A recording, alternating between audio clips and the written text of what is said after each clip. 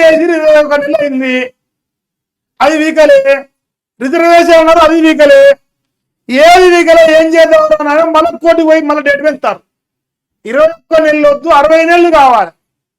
ఈ లాస్ట్గా ఏం చేస్తారు తెలుసా? కాంగ్రెస్ పార్టీ అధికారంలోకి దిగిపోయి ముందర పెడితే ఎలక్షన్లు అప్పటిదాకా కూడా ఆశ్చర్యపడ సామాజిక న్యాయం కోసం పోరాటం చేస్తారు. అప్పటిదాకా అదే చెప్తారు. బీసీ రిజర్వేషన్ ప్రకటించాకే నిర్వహిస్తాము అంటే ఇప్పుడు బీసీ రిజర్వేషన్ ఒక చిన్న పాయింట్, నేను ఒక చిన్న పాయింట్ చెప్తా.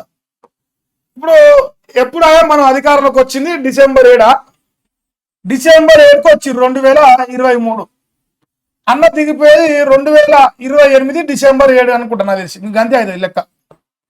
సో ఇప్పటి నుంచి స్టార్ట్ చేసిన పోరాటం బీసీలకు రిజర్వేషన్, ఈ నాకుంది ఈ పోరాటం బీసీల కోసం 2023 డిసెంబర్ 7 నుంచి మొదలుపెట్టరు. 2028 డిసెంబర్ 7 దాకా ఈ పోరాటం ఉంటది. ఎవరన్నా తప్పంటే మన ఊకోడు. మళ్ళీ ముందు చెప్తాను, మా రాజ్యం పేరు ఇందిరమ్మ రాజ్యం.